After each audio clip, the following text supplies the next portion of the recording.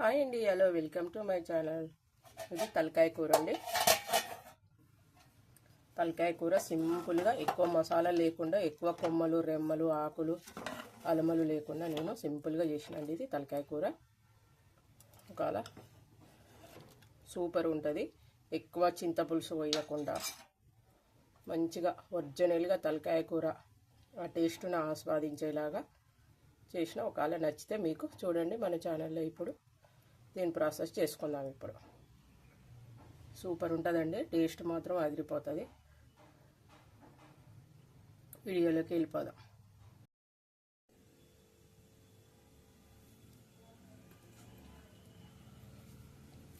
ఇది తలకాయ కూర అండి. తలకాయది దీన్ని శుభ్రం చేసుకుందాం. తలకాయని మంచిగా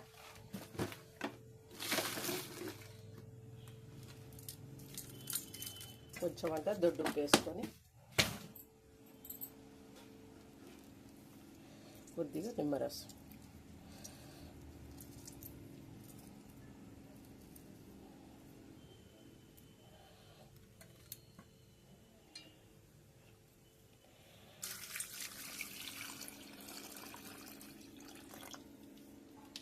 ఒక 2 మినిట్స్ ఆగితే ఇది మంచిగా ఉప్పు మొత్తం కరిగి ఇందులో ఉన్న ఇంకేమన్నా చిన్న చిన్న పురుగులు తలకాయ కూరలో ఉంటాయి కదా,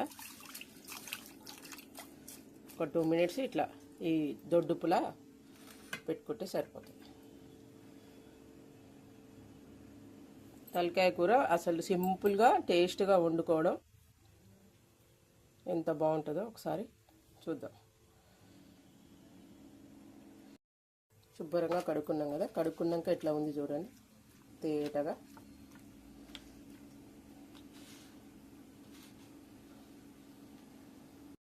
దీనికొసేపు పక్కకు పెట్టేసుకొని మనకు దీంట్లో ఏమేం కావాలో అవి కోసేసుకుందాం.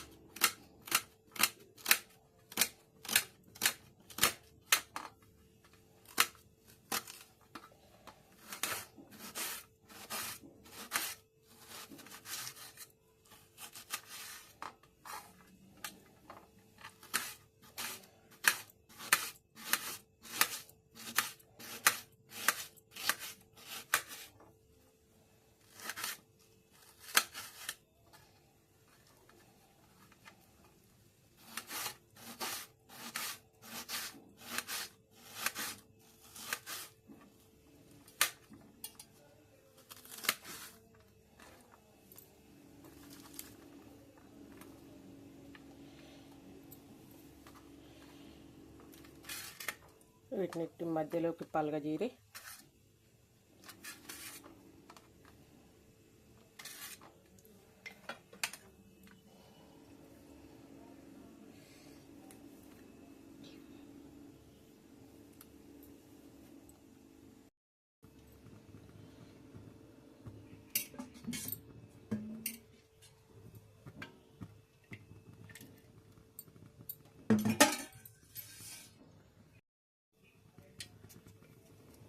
ఇలాచి, నల్ల లవంగాలు, బిర్యానీ ఆకు,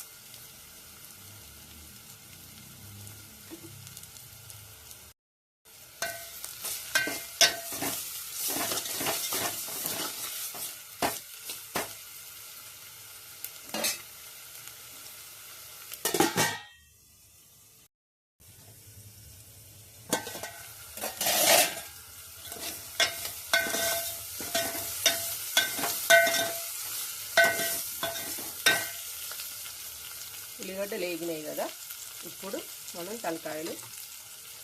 ఈ తలకాయ కూర వేసుకుందాం మెల్లగా. తలకాయ కూర ఎంత మెల్లగా వండుకుంటామో అంత టేస్ట్ వస్తుంది. గబ్బగబ్బ మంట ఎక్కువ పెట్టి ఉడకపెడితే మనకు అంత రుచి అనిపించదు. మీడియం మంట మీద మంచిగా ఉడికితేనే. తలకాయ కూర ఉడికింది అనడానికి కొన్ని సూచనలు ఉంటాయండి, అది మీకు లాస్ట్లో అర్థమవుతుంది. లాస్ట్లో చూపిస్తా.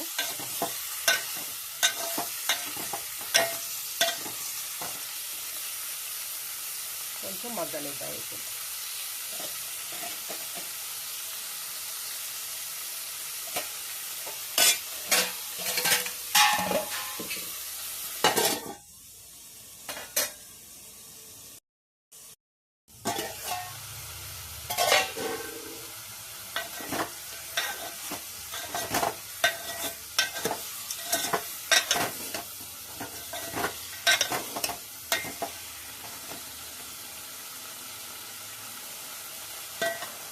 ఇంత లడ్డుగా ఉన్నాయి కదా ముక్కలు, ఇవి బాగా ఉడికినాక సైజు సన్నబడతాయి.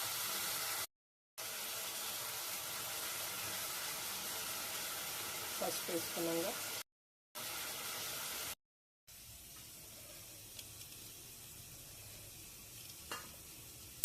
తలకాయ కూరలోకి దోసకాయ నేనైతే పొట్టు తీయకుండానే వేసుకుంటా. ఇట్లా వేసుకుంటే టేస్ట్ బాగుంటుంది.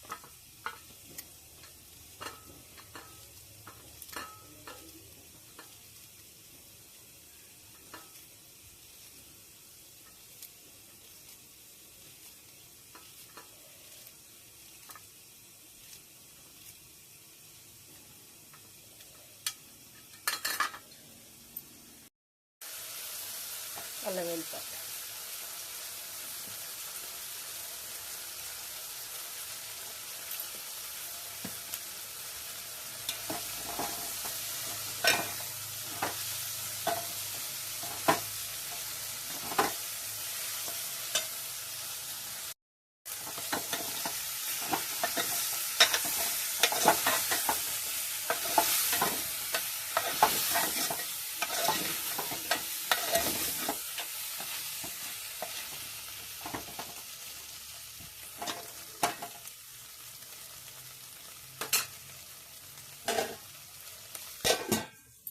అల్లంతో బాగా ముక్కలు మగ్గించుకుంటే దానికి పడతాయి మంచిగా ముక్కలకు. అల్లం మగ్గిందిగా, ఇప్పుడు దోసకాయ ముక్కలు.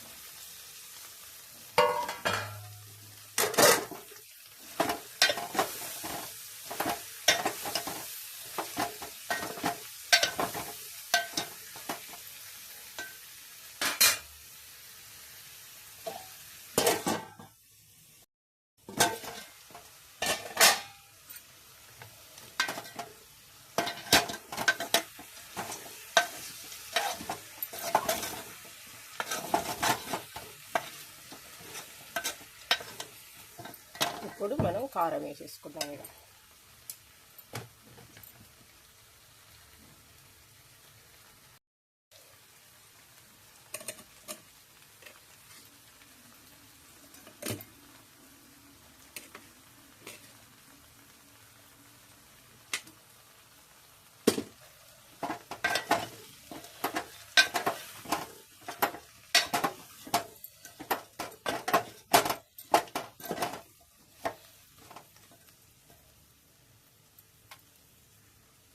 కొద్దిసేపు మగ్గిద్దామని.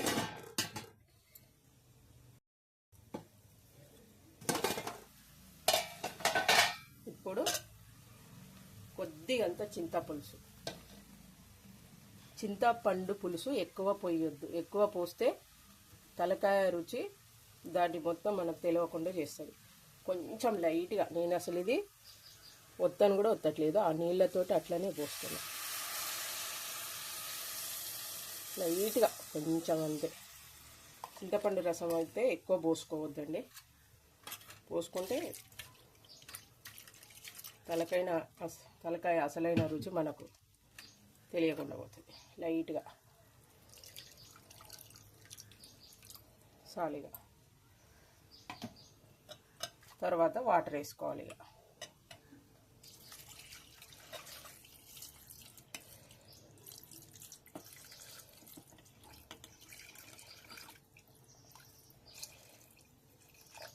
వాటర్ మాత్రం బాగానే వేసుకోవాలి. ఈ వాటర్ అంతా ఇనికి చిక్కబడితేనే అప్పుడు మనకు కూర ఉడికినట్టు.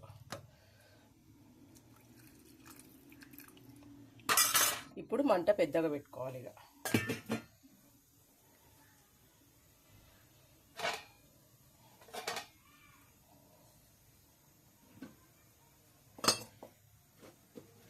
చింతపండు రసం అయితే వేసినామా లేదా అన్నట్టే వేయాలి. మళ్ళీ మరికొద్దిగా ఉప్పు. ఈ ఉప్పు, ఆ దోసకాయలు, ఉల్లిగడ్డలు, పచ్చిమిర్చి అన్నీ బాగా మరిగి మరిగి మరిగి ఆ రుచి అంతా ముక్కలకు పడతాయి. ఇప్పుడే కొద్దిసేపు మంట ఎక్కువ పెట్టుకోవాలి. మళ్ళీ కొంచెం వాటర్ తగ్గినాక మీడియంలో పెట్టుకోవాలి మంట.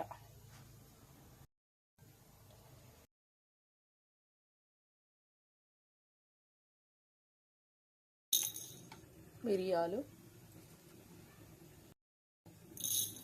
ధనియాలు, మసాలాలు కూడా ఎక్కువ వేసుకోవద్దు, మితంగా వేసుకోవాలి.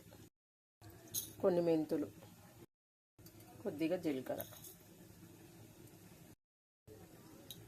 నల్ల లవంగాలు. ఇప్పుడు రోట్లో వేసి దంచేసుకొని పొడి చేసుకుందాం. ఇది మొత్తం వేసారు, మొత్తం గుంజుకపోయింది కదా, మొత్తం ఉడికేసింది. ఇంకా కొంచెం ఉంది, 20% ఉడకాలి ఇంకా.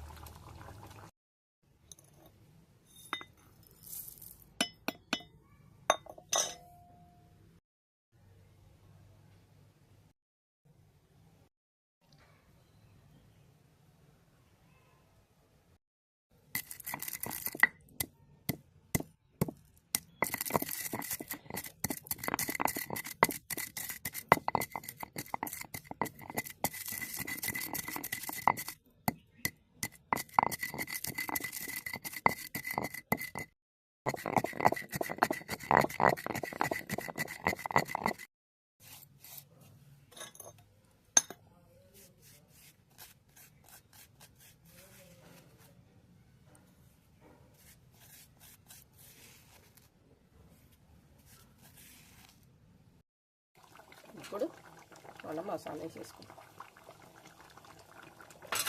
పూర్తి ఉడికినాకనే మసాలా వేసుకోవాలి. మసాలా వేసి ఉడకబెట్టామనుకో బ్లాక్ అయిపోతుంది.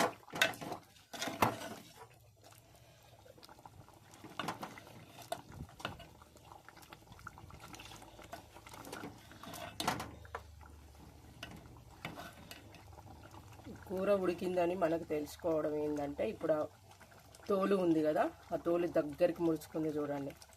మనం ఇట్లా అనగానే ఊడొస్తుంది. కూర మంచిగా ఉడికితేనే ఆ తోలు మనకు ఊడి సపరేట్గా వస్తుంది.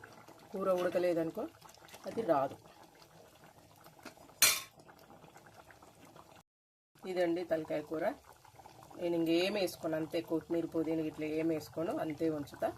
ఎక్కువ మసాలాలు లేవు, ఎక్కువ ఆకులు, కొమ్మలు, రెమ్మలు ఏవి లేకుండా సింపుల్గా వండుకొని దాని టేస్ట్ ఒరిజినల్గా ఆస్వాదిస్తేనే మనకు కమ్మగా ఉంటుంది. అన్ని రకాల ఆరోగ్యానికి మేలు చేసే ఈ తలకాయ కూర. నచ్చితే మాత్రం తప్పకుండా లైక్ ఇవ్వండి. కొత్త వాళ్ళు ఉంటే సబ్స్క్రైబ్ చేసుకోండి.